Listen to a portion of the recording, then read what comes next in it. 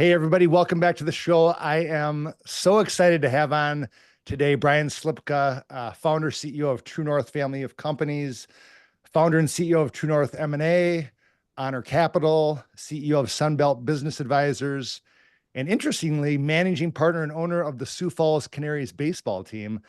Super excited. I've known Brian for a long time. Brian, welcome to the show. Great to be here, Kip. Excited Awesome. to chat with you. Thank you. Yeah, well, maybe I usually kind of start out with origin story. So, I can let you take this personally, professionally, whichever way you want, but just kind of tell us who you are and kind of how you got to be where you are today with all the different things you have going. Sure. Yeah. Well, thanks. Kip, we've talked, we got to know each other a little bit. We have some common friendships and common bonds growing up in the upper Midwest, Minnesota. So I'm a blue collar kid from Burnsville, suburb of Minnesota, and went to the Carlson School, the business school at the University of Minnesota. Quickly after college, got into the business world. I got married at a pretty young age, to my wife, Megan, 23 years. We have two great kids who are very similar in age to you as your kids, of course. That's been a blessing. I'm just grateful in every way. But my professional career really, from a standpoint of what we're probably going to talk about a little bit today is really centered around my faith, and has really evolved into being centered around my faith. And it took my 20s and 30s to really understand that. And then my 40s, it's really moving from success to significance, and moving from chasing certain things of just financial gain, balance sheet gain, to more impact and influence. And there's days where I'm like, man, I should be maybe still focused on that, but no, compared to others. But really, that's my kind of holistic, anecdotal sort of storyline. But specifically, I mean, I came out of the Carlson School and had been working at Ernst & Young and got into technology and software sales, and then moved into finance and finance technology, financing different technology projects. And then that evolved. All the while, I had sort of this underpinning of entrepreneurialism. I'd had a bunch of rental properties that invested in quite a bit of things, both from an angel perspective as well as some startups and just different deals, as I'm sure a lot of the listeners can relate to. A lot of K1s started flowing in my 20s, and anyway, so that sort of kind of led to what was sort of a breakthrough realization around 2013, 2014. So maybe I'll stop there, but that's kind of the high level background of myself. No, that's awesome. Thank you. Yeah, maybe talk a little bit about just kind of your portfolio companies and how you've kind of built. You kind of talk about Main Street businesses and how you chose that as a focus and grew those. Yeah. So basically, that we have the True North family of companies really is a family of about 5 or 6 holding companies, and some really are more involved than others. I mean, like there's actually very much a decoupling with some of the businesses happening right now, even. And then there's just ones that the common thread is that I helped start it. But really, it's a family of holding companies. I'll quickly zip through. You got True North Diversified, True North Equity Partners, which really is a family of about a dozen small businesses, manufacturing, packaging, assembly, precision, machining work, manufacturing services, all of those types of things. Really are in that family of companies. You have True North Transportation, which is a family of about 10 or 11 transportation businesses that we've brought together.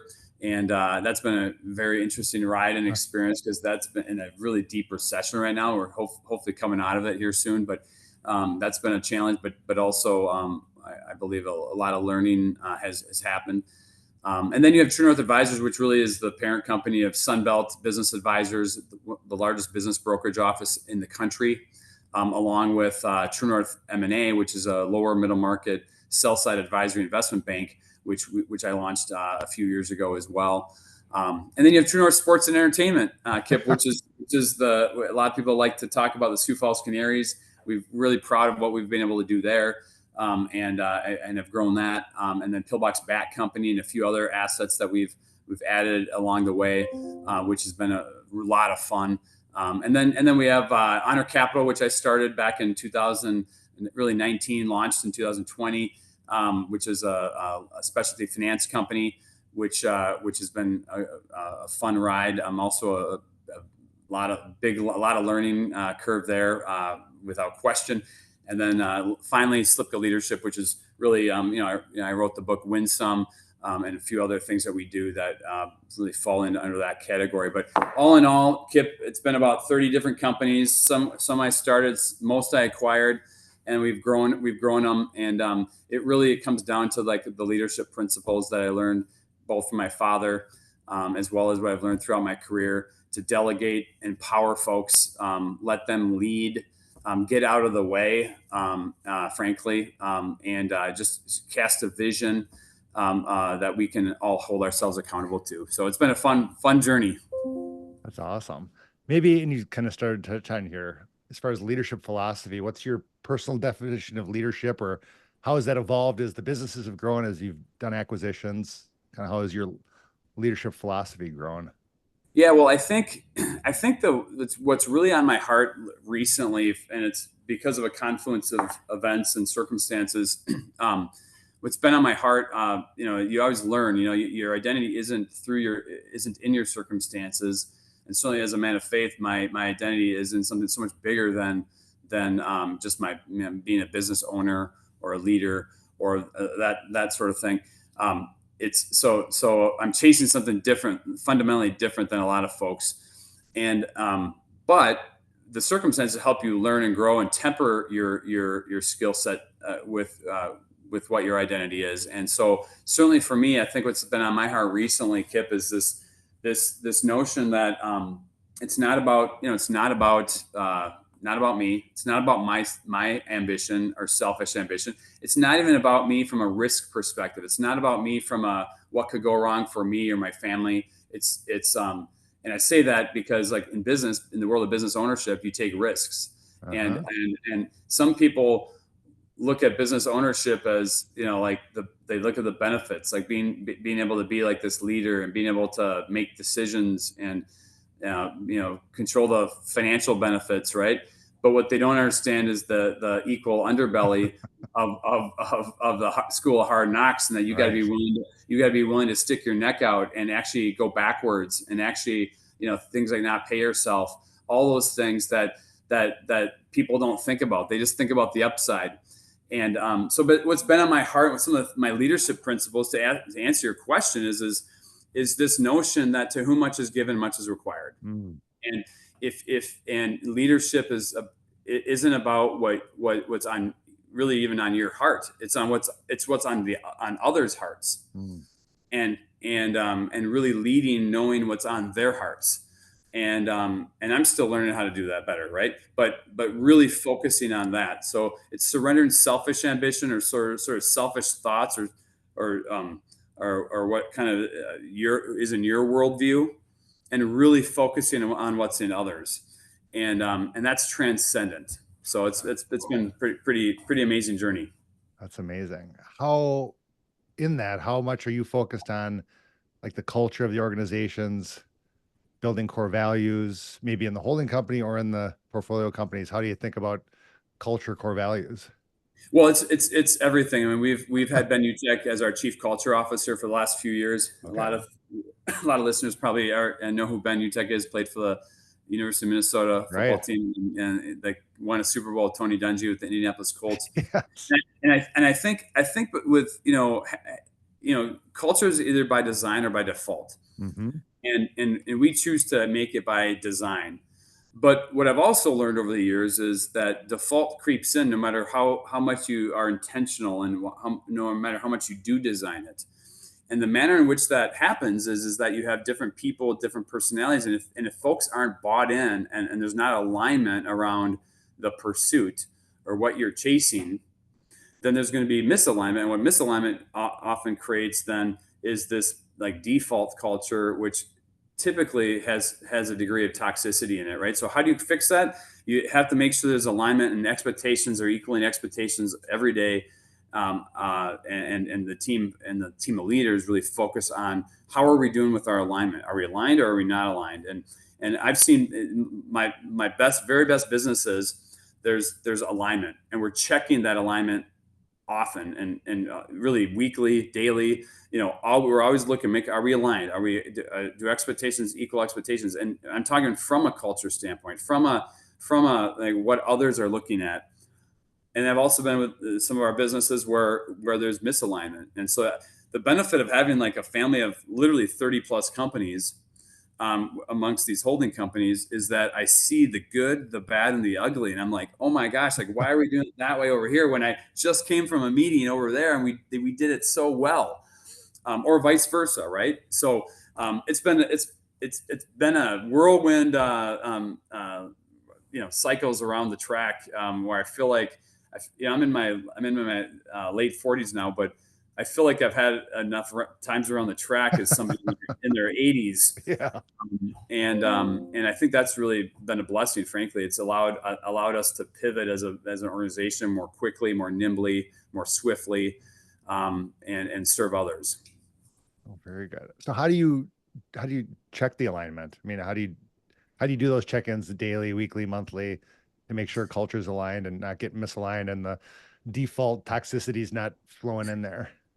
Well, I mean, for me, it starts with myself. I mean, that I've been vulnerable with all of the listeners. I mean, like we all can relate. I mean, when we have long days or tough days or grinding days, like even today, I was telling you, this Yeah. morning I was in here at 5:30, and it's just one of those days, right? I mean, you got a lot to do, and so it's easy by the end of the day to be kind of grouchy and maybe irritable or whatever. And so I mean, that's even why I wrote the book Winsome, is because I'm basically a mild version of the protagonist in the book, which kind of he loses his cool, right? And so how do I, to answer your question, how do I rise above it as a leader? It starts with me, okay? And I'm telling everybody that because I fail a lot, right, at it. But it's only through my failures is that I can self-reflect, regrip, get back in the batter's box, and actually do a better job as a leader the next time. And so it's a process, not an event. So, but it starts with me, and then I think after that, it really is about making sure the next level of leaders are in alignment with you. And if they aren't, then there's a real risk of misalignment. And over time, you think about misalignment like when your wheels aren't aligned on you're going down the road. I mean, you're going to start veering off a track, and when you're driving, you have a steering wheel to kind of keep you right straight. But man, if you just let it go, I mean, it doesn't take long before you're headed in a completely different direction. And I've seen cases with some of my businesses where that's happened. And all of a sudden now we're like in this totally different direction. It's like, wow, how do we go from where we thought we were going to way over here? And it's that misalignment of people and culture that causes that drift to being somebody that you didn't think you wanted to be, or maybe some people do want to be that, but like not what I wanted as a leader. So it's fascinating. Again, being vulnerable about those types of conversations. I think so often, and as leaders, you think like you got to be the one that is strong, and I think you got to be strong in your vulnerability. Yes. If you think about that, like you got to be strong in your vulnerability, because that actually shows that you're surrendering insecurities, and there's strength in that. And anyway, I could talk about that for a long time, but I think that's probably been the common denominator of success, but also the common denominator of when things haven't been successful within the True North family of companies. Yeah. I mean, it's when you show that vulnerability, I mean, the trust level goes through the roof. But like you said, you have to be careful as a leader. You can't overshare and like scare your people. I mean, you have to instill confidence and believe and show them where you're going. But the trust level goes just through the roof when you just share some vulnerability. Yeah. Well, and again, I'm speaking from a perspective of seeing both sides of that. Like when I've done a really good job with what you just described, and with when I've just failed, and then and then I shouldn't be surprised by the negative results. So anyway, I mean, a lot of people, I come on some of these podcasts, Kip, and I think a lot of people think it's like I want to, I'm going to talk about this, like all these victory laps and all these successes, and here's how you do it. And I think my only counsel is the way you do it is to be authentic, be vulnerable, admit when you aren't, when you've screwed up, and regrip when necessary, and just keep fighting. And I think people appreciate that, they honor that, and they'll follow that. Hmm. How about Win Some? You mentioned the book a couple of times. Maybe tell us what's the book about? What's the premise? Just share what is Win Some. Well, win some is a play on the word win some. The book is two words. It's win some, and really it's this notion that you don't have to, Kip, win from a relational perspective. And this book is about it's a relational fable. It's about 140 pages. It's a relational fable about this protagonist is a professional baseball player. He's at the end of his career. He's a single parent. He's got a teenage son, and he's just got all this strife going on. He's injured, kind of banged up. He's at the end of his career, so he's having to prove himself, even though he's had a great career. He's made a ton of money, but he's kind of missing some of the big things in life. And so it's a really interesting relational fable and the whole point is, you got to be winsome in how you deal with people. You got to surrender your selfish ambitions and put the team and put others first, right? And this notion that you don't have to win anything to win everything from a relationship standpoint, right? And it's pretty powerful. The book, I'd encourage everybody to read. I mean, it's good. It's got a lot of good feedback from a lot of folks around the country and world, and super excited for me to be able to express, frankly, what I've gone through in my life. Again, a mild version of the protagonist. The protagonist, Sam, makes all these kind of blundering decisions, and you're reading it and you're like, oh, dude, like why are you being that way with your son? Or why are you treating that person in the grocery store, at the grocery store that way? And I wrote that because it was a little cathartic. It was very cathartic for me, right? I mean, because I am a mild version of that, and have been. And so how have I learned? How have I sort of sanctified my life as I've gone forward to improve on handling situations better? And so anyway, the book talks about how to do that. That's great. What motivated you or made you decide to write a book, period, let alone win some? Yeah, I mean, the book was really, as I was, buying all these businesses, a lot of times business people would come to me and say, "What makes you different? Like, what makes you be able to come alongside these business owners, buy their business, and help be a good steward for them as they exit and all that, and transition their life's work and that sort of thing?" Which is what a lot of the reasons I bought the business was for, is to help the sellers transition their life's work and do it in a way where we could honor their business, honor that work, honor their employees, be a steward of the American small business. Yes. Being frankly an ambassador and an advocate for the American small business. I mean, it drives almost half of the GDP, and yet it gets neglected in society by big business and government and all this other stuff. And so I just wanted to be an advocate for the American small business as part of this too. And so people started asking me, what makes you different? And I tell them all that, and they're like, yeah, but tell me more. Like, what more is it about? And I'm like, well, I mean, I think sometimes you just got to be winsome in what you're chasing. Like, what are you pursuing? And that sort of started this kernel of, I got to tell that story about, like, so much of it's about relationships, coming alongside people and building trust with them. And the manner in which I built trust in business, really, I started thinking about how that applied to my personal life and where I've been good and also where I've been really bad, if I'm being honest with myself. And so anyway, the book, this storyline around the book started to emerge, like how you have to communicate with people. I mean, I fail every day at a lot of this stuff. And so I wrote the book as much for myself, not to sell copies or any of that stuff. It was more like this story had to emerge. I had to get it out on paper. And then, I had a lot of help along the way too. But it was a cathartic process for sure. Oh, that's fantastic. How about, you kind of touched on what your premises for buying these companies. I mean, there's such, and you know this better than I do, there's so many business owners out there that don't have an exit. You know, the next generation, their family isn't interested in the business. And so many businesses just close. So how did you decide to take that as a stance with your investment thesis, and maybe talk about the market and how there are so many businesses out there in Sunbelt? I mean, where there's such an opportunity right now, people think about investing in real estate, which obviously is hurting right now, commercial or office right now, but investing in businesses, because there's such an influx of small businesses that don't have an exit, they don't have a next step, and the opportunity there to invest and purchase those companies and keep them going Yeah. and honor their Yeah. employees and the legacies. Yeah. There's a lot there. So Yeah, in my 20s, I was working for, a Fortune 1000 kind of company, publicly traded.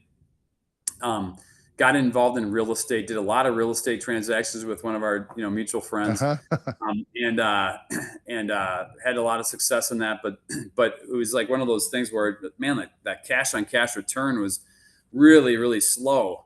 And there's wisdom in that, right? I mean, for Right. sure.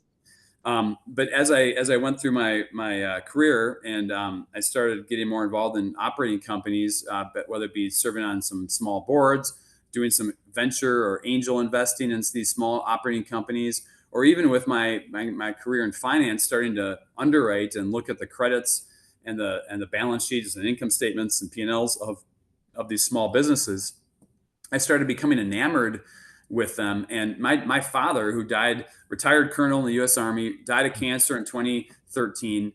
Ran a small business, grew it to a pretty large scale. Converted it to an ESOP, so all the employees owned Okay. it.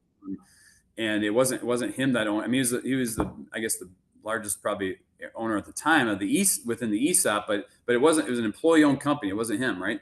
But he led it. And so watching that growing up, so a manifestation of all those things had happened. And I just, my dad was dying of cancer in 2013, and I was with him. And I think it was basically one day from work, I was complaining about something going on at work, big corporate sort of environment. And he just looked at me and he said, Kip, like, Brian, what on earth are you chasing? I mean, I'm going to be dead here in a few weeks. Like, what on earth are you chasing? Huh. Because you got to get, I'm going to be gone.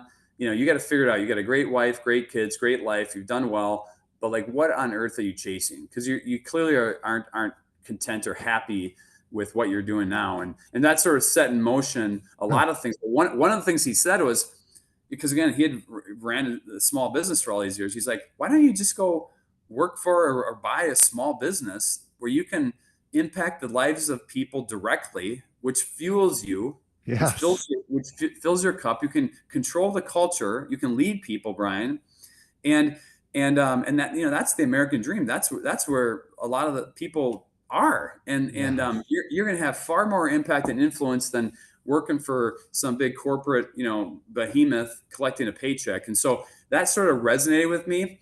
And so he passes away, and then in 2014, I bought my Huh. first business. 15, I bought another one. I still had the day job for quite a few years, but I was slowly accumulating these small businesses, and then of course, to again come back around to your question, in 2018, I acquired Sunbelt, and I just saw a huge opportunity there in the business brokerage realm, because I already bought a bunch of small businesses, and I just saw this opportunity to help people. And so in business brokerage, you basically are, an intermediary. You're trying to find, be a matchmaker, and you're trying to really find the right buyer, for someone who's selling their company, or what we like to say is they're selling their life's work. Mm-hmm. And so the point there is it's deeply personal. Yeah. So yes, I've been a business buyer. Now my team really handles that. I don't get involved really at all as much anymore. My team's out there still looking for businesses on the diversified side of the companies, but the business brokerage side of our business, we help steward the life, transition the seller's life's dream and or life's work, and helping provide a dream for the buyer, right? And so there's so much there, and that's so fulfilling. It's Huh. so much more rewarding than some of the stuff I was doing earlier, where it's more big company. It's you're dealing with decision makers that don't really have skin in the game. They don't really own the business. They maybe just are an employee, and Mhm. and I felt this deep connection with business owners, and the American dream, and very sentimental with how Huh. I grew up. So it Yeah, was a good marriage. that's amazing. Maybe, I mean, you mentioned your dad. Maybe talk about either your dad or others, just mentors that you've had in your life. Or I recently did an episode where we talked a lot about just like people in your life that see your potential. I mean, like your dad saying, what are you chasing? Like this third party that can just see your potential or an opportunity for you that you can't even see for yourself necessarily, and how those people speak into your life. And if you're just open to that, Yeah. just there's so much opportunity there. So maybe just talk about mentors or your dad as a mentor or just Yeah. how that's Great. influenced you. Yeah. Great question, Kip. I mean, so first off, as a mentor and a mentee, right? And as a Mm, mentee, I had a lot of mentors in my life. My father was one of my life's greatest mentors, without mhm, question. Um, mentorship around a biblical worldview of the teachings of Jesus. I mean, mhm. has really been a big impact in my life. Specifically, his leadership qualities. Like, Yeah. I think some folks, in this day and age, when they hear me say that, they kind of get uncomfortable and all that. But like, yeah, I would just encourage people, like, look at the leadership principles of Jesus and how he led his disciples. Okay, Yes. he delegated a lot of and espoused a lot of virtues, so that they could then go forth and live out his vision and live out his worldview. And I think there's just so much there, right? So huge mentor there, of course. Huh. And then of course, just different bosses and leaders I've had along the way, both good and bad, right? And the one thing I would suggest, or all the listeners think about, is like, you're always learning from people, whether it's good or bad. Like, I never want to be that way, or sometimes even for yourself, like, oof, I should not have handled that way, or you know. And so you're always seeing getting mentorship in one form or another. It's really how you choose to receive it. Folks like Tony Dungy, who I've been able Huh. to come alongside very Oh, closely with the Uncommon Fund that we have launched. And what he's done with the Uncommon Award dinner that my family of companies helps with. I mean, watching him lead is a thing of beauty. I mean, the calm disposition, which I'm not necessarily known for being that way, right? uh-huh.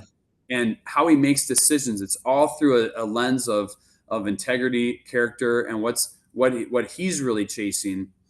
And then he'll make an appropriate decision based on that. And even just learning by watching him, and then learning through my failures of not doing that, and seeing how, wow, like, there's a better way to do that. So, and then flipping it as a mentor myself now. Like, I Right. saw it just this week. An employee at one of our companies left, resigned, and decided to pursue some other things.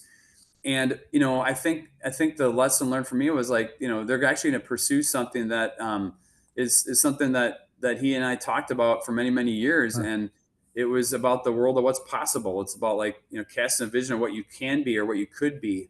And as a leader, and now that I'm starting to realize more as a mentor, am I doing that with everybody? Like, casting a vision and believing in what they can be. I Mhm. mean, we had a leadership meeting in one of the businesses, and it really hit me, like, man, like, we are leading with what people's skill set is today, instead of asking ourselves, what can they be tomorrow, and then how can we help them get there? Mhm. Because, by the way, that drives culture, right? Right. If it doesn't mean that we say, don't worry about what you need to do today. No, you have to do what you need to do today in an excellent way. But the reason why to do it with joy in your heart, and with love, and excitement, is because we're casting a vision for you, that we believe you're so much better than what you are just doing today, and we believe your capabilities are so much higher. And so, seeing how that has come full circle with some business folks I've partnered with over the years, and helping them cast the vision, and seeing what they're now doing on their own.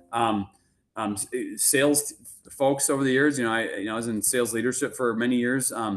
in the corporate realm, and seeing how they've all gone on and to do big things and to believe in themselves in a way maybe they didn't before, I was able to spend some time with them. I mean, that fills my cup. And so seeking people out, as a leader, and then casting them and holding them to like a higher view of themselves is, I think, is one of God's greatest gifts in leadership. And so just really internalizing that as a leader has made a big impact on me, because others did it for me. Mm-hmm. That's amazing. How about like investing in people? I mean, that's obviously what you're touching on here. What does investing in people mean to you, and how can you maybe provide an example of this philosophy and how it's played out in your business, how you've poured into people and invested in them to help them see that potential that maybe you saw and they didn't even see in themselves? Yeah, well, I mean, I think first off, and there's been a few examples here recently in some of my businesses where, folks just assume, like, there's money motivations behind everybody's decisions, and certainly money is a motive, like with our employees and with folks we lead, and we want to provide an opportunity for them to earn and learn and grow as much as possible. But I just believe what the why around it is what's so critical in developing folks and mentoring folks. And it's funny because, like, one of the businesses, I feel like we're always having to talk about money and raises and employee reviews and all that stuff, and and yet those folks are making on the high side of reasonable, Huh. relative to some of my other businesses where we never talk about it, and their job satisfaction is through the roof. They feel empowered. They feel like completely like they're helping drive something bigger than themselves, a purpose bigger than themselves. And they're making really good money too. But we never talk about it. Like, I mean, it's just like that's a byproduct of fulfilling the purpose. And so, I just think there's so many lessons to be learned there. Like, back to what are you chasing, right? Like, purpose trumps like the earthly, like, financial stuff or the tactical stuff. Purpose and relationships trump even the work you're doing, right? I mean, I some of my businesses, I mean, the people just grind. I mean, they get dirty every day. They have silt all over them. Like, I have a powder coating business. I have a metal seal business. I have a deburring business. I have a packaging and assembly business. And these people get dirty and grimy, and if you were to ask them, hey, do you like doing what you're doing?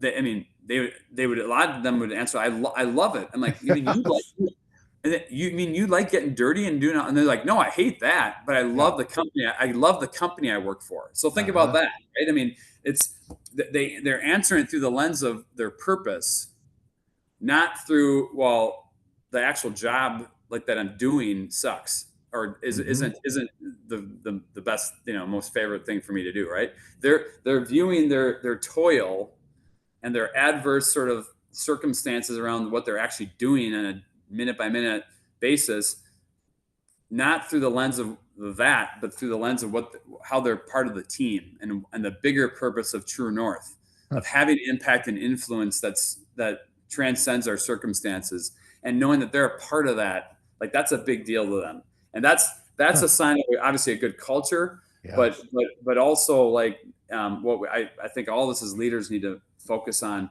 are we really helping them understand the bigger play? Yeah.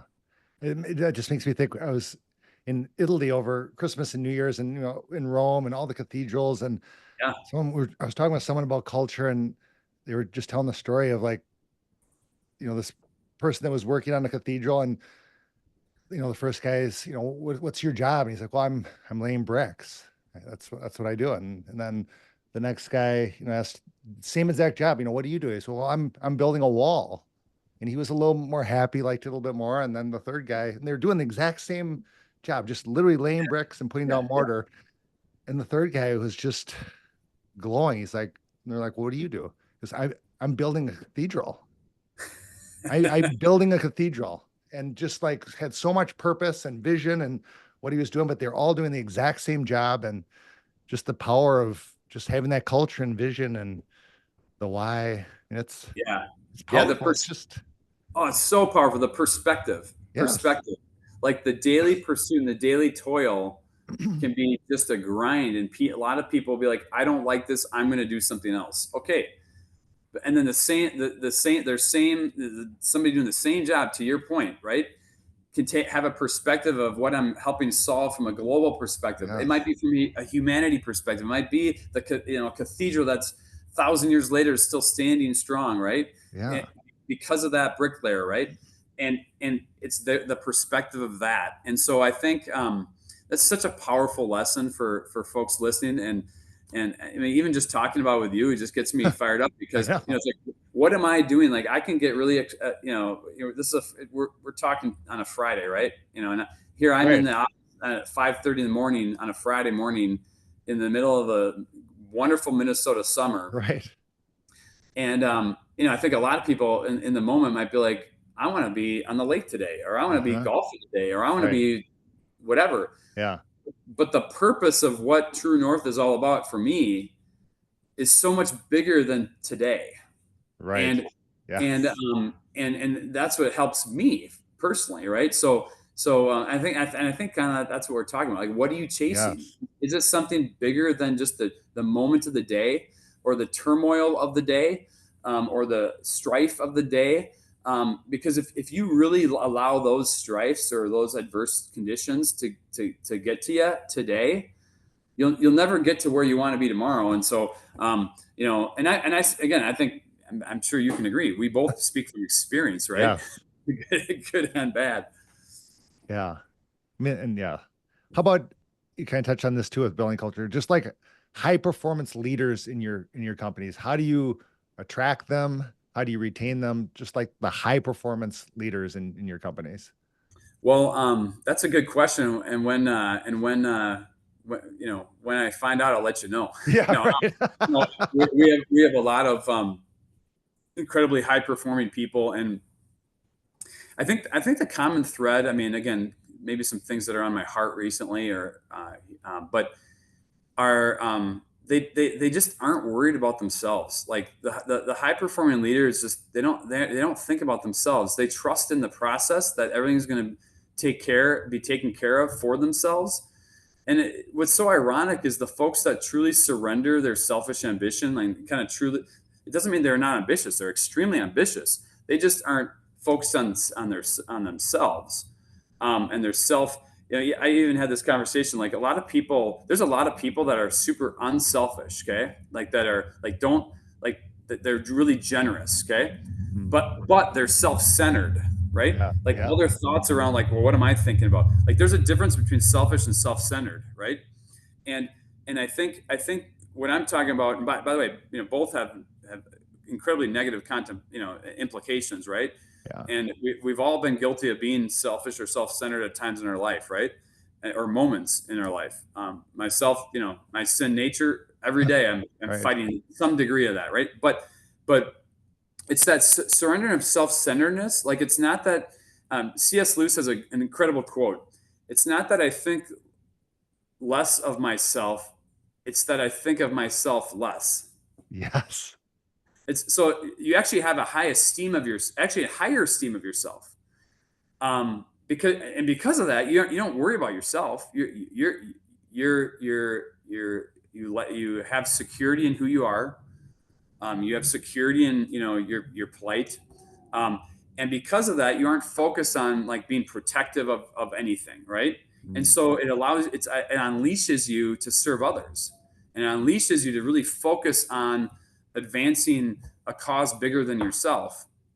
And so when you do those things, I mean, it's amazing, what happens. And again, the C.S. Lewis quote is awesome. It's not that I think less of myself; it's just that I think about myself less.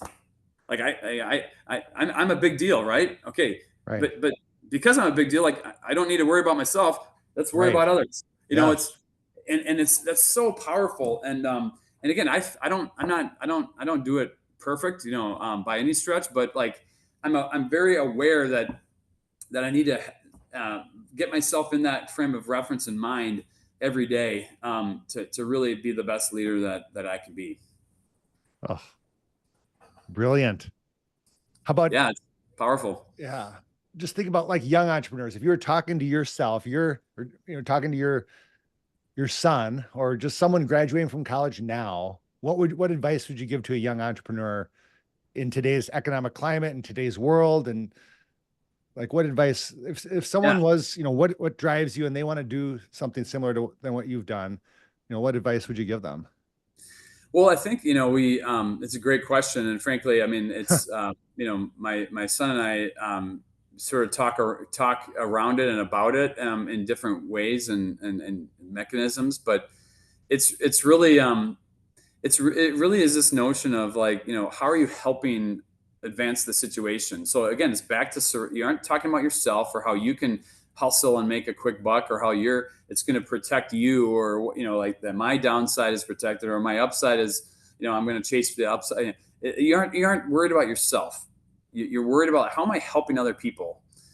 And oh, by the way, in the process, we're going to be really, as a team, we're going to be really successful. And I think the advice with somebody like young professionals, I mean, I've had this conversation with young professionals, is, the more you surround yourself with people that like aren't chasing like just their own selfish ambition, and they're really focused on helping others and serving others, like, man, that's a type of culture and type of place you want to be. I mean, I can think of a ton of great examples here in the Twin Cities of young leaders that have been equipped and trained by they've had a lot of good mentors that I know very well, to watch and see how they've grown up and evolved and matured over the last like 5 to 10 years. Now they're in their 30s and having young families, and Uh-huh. I mean, it's awesome to watch. And again, you look at the common threads of it.